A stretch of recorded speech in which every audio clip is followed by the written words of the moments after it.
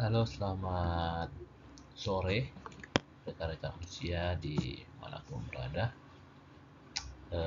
Pada kesempatan kali ini, di sini saya mencoba untuk mempresentasikan dari hasil ataupun tugas ya yang diberikan oleh ibu dosen, yaitu UTS ya, dari ICT literasi, dan dari tugas beberapa uh, yang lalu ya, tugas project ya.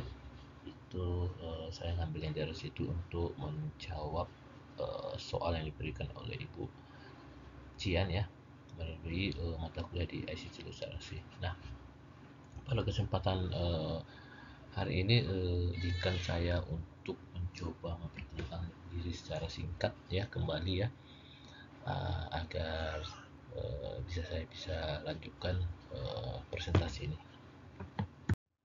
Oke, seperti yang bisa kita lihat di layar ini, presentasi ini akan coba saya presentasikan melalui mata kuliah ICT Literasi melalui UTS yang diberikan oleh ibu dosen kita, yaitu Ibu Ciara Malona Hassoltain, Eskom Mkom ya, dari Unsia. Ini saya sedang bertempat tinggal di Depok. Nama saya Eri Doni Pasaribu, bisa dipanggil Eri. Saya sedang uh, bekerja ya di posisi sebagai IT Product Manager di salah satu perusahaan IT, PT Mitra Integrasi Informatika, member Metrolata Tbk.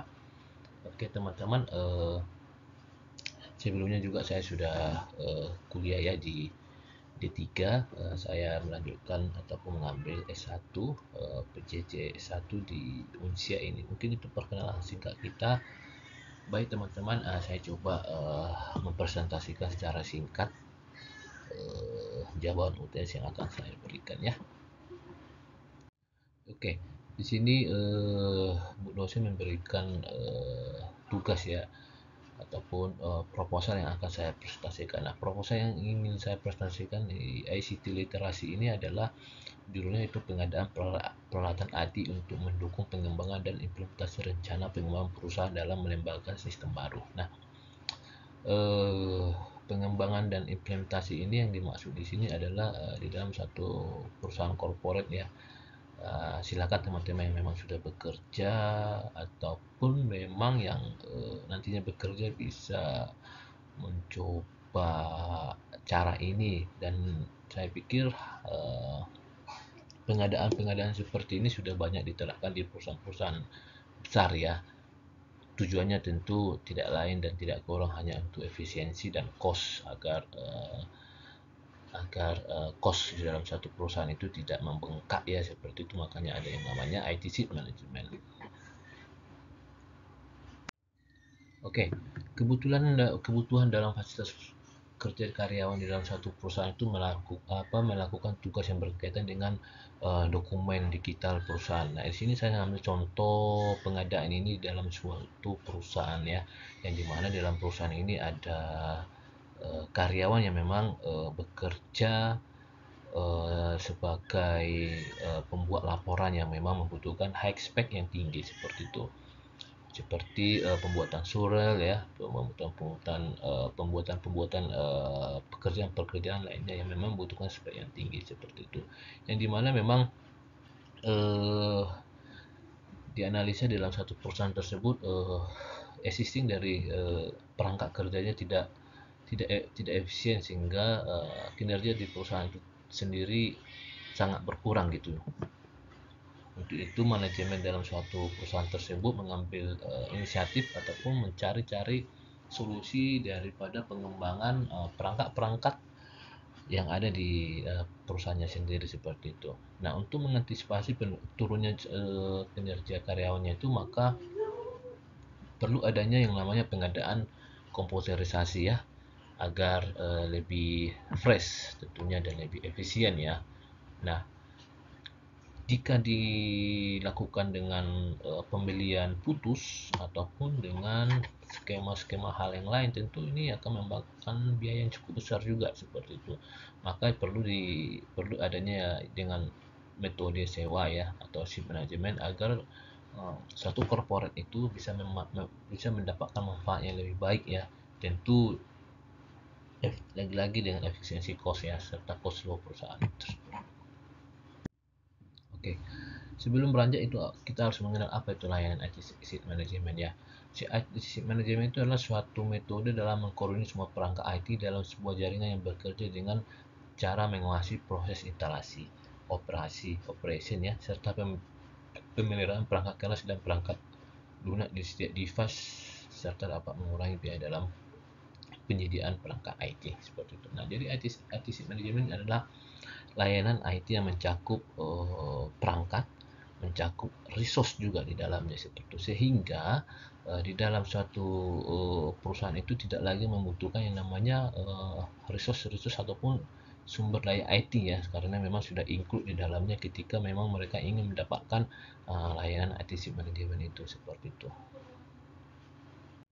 Oke, layanan IT Management ini ditujukan untuk dapat memberikan nilai tambah kepada perusahaan. Nah, apa nilai tambah yang dapat yang bisa didapatkan oleh perusahaan itu sendiri seperti itu? Nah, tentu di sini bisa kita lihat apa yang menjadi nilai tambahnya itu melaksanakan pemenuhan fasilitas kerja karya yang masuk dalam program kerja ICT untuk melakukan standarisasi hardware dan serta software yang berlisensi. Nah, tentu semua ini poin satu itu sangat penting ya. Tentunya perusahaan itu ingin mendapatkan lisensi yang memang sudah terpercaya di dalam suatu software ya, sehingga tidak adanya lagi bajakan yang dapat menyerang ataupun nantinya yang dapat merusak dari perangkat mereka sendiri ataupun file-file mereka sendiri ketika ada virus ya, seperti itu. Terus mendapatkan harga terbaik. Nah, tentunya ketika sudah melakukan yang namanya layanan IT Management, tentu akan mendapatkan layanan yang terbaik ya. Layanan yang terbaik itu support yang terbaik juga seperti itu. Terus tujuan apa yang didapatkannya? Meminimalisasi biaya pemeliharaan hardware. Nah, di dalam IT Management ini semua sudah termonitoring. Ketika suatu perangkat ataupun device yang merusak, itu sudah terintegrate, akan diketahui oleh pihak-pihak konsultan IT itu sendiri, sehingga itu tidak membutuhkan waktu lama untuk melakukan pergantian dan tidak membutuhkan biaya lagi karena sudah satu kesatuan di dalam layanan tersebut seperti itu ya. Terus mengantisipasi perkembangan teknologi informasi baik hardware maupun software agar seperti hardware dapat disesuaikan dengan perkembangan software dan perubahan bisnis pertumbuhan perusahaan. Nah, ini penting ya sebenarnya dalam satu perusahaan. Inilah pentingnya IT Management. Ketika adanya teknologi terbaru ataupun software terbaru, hal ini bisa disesuaikan dengan perangkat yang memang disewa tadi, yang memang digunakan ya, dan tidak berpengaruh sama sekali dengan update ataupun software terbaru. Tinggal nanti komunikasi agreement seperti apanya nanti ya di kedua belah pihak seperti itu.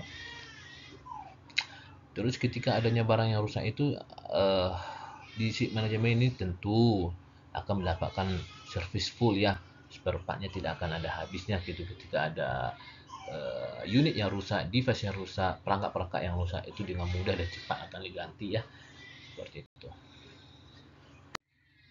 Nah, apa yang menjadi tujuan masalah sehingga dibutuhkannya IT Management ini? Dasarnya itu adalah untuk mengetahui respon karyawan terhadap suatu perusahaan dan kinerjanya dalam layanan IT Management ya. Kenapa?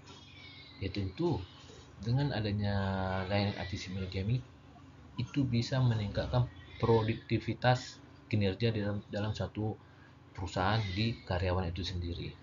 Ya, contohnya dia lagi tidak pusing dengan masalah komputerisasi yang lemot, dia tidak pusing lagi dengan masalah mencari IT, itu semua sudah satu kesatuan dalam layanan seperti itu ya.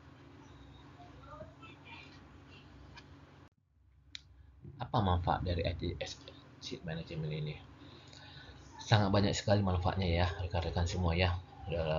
Tapi memang ketika suatu corporate untuk melakukan skema IT Ship Management tentu ini memang perusahaan-perusahaan yang memang sudah di level-level level-level menengah ke atas yang mampu melakukan IT Ship Management. Walaupun sebenarnya ada perusahaan-perusahaan yang memang skala-skala 200 sampai 500 resource ya, itu masih kadang mereka juga bisa melakukan yang namanya ship management seperti itu ya.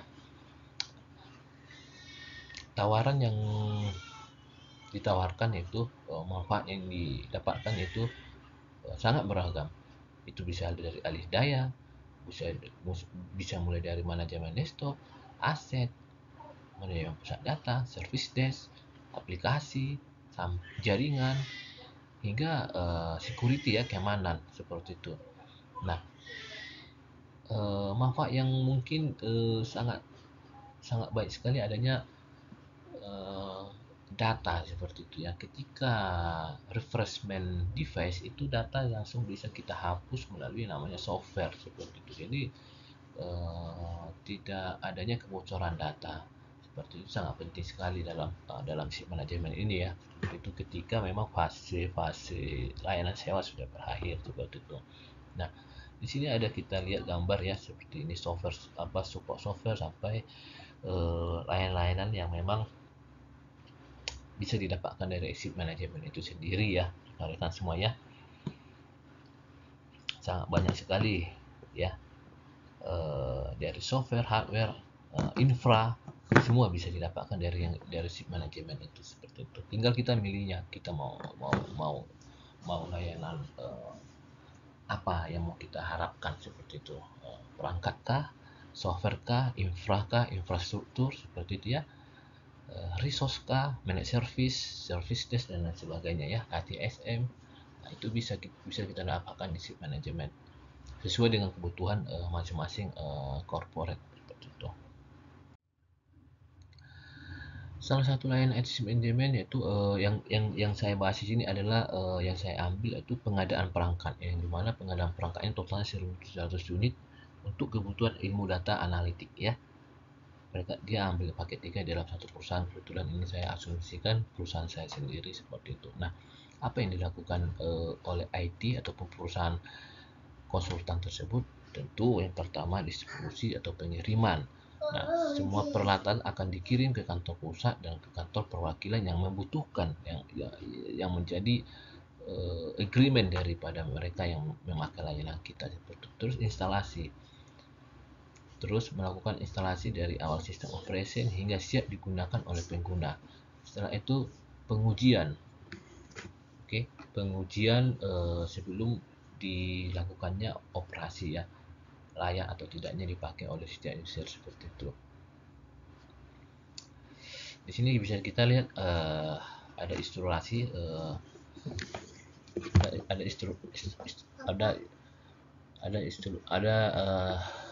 ilustrasi yang bisa kita lihat sini, mulai dari prosedur, distribusi, instalasi, testing sampai submit seperti itu. Oke.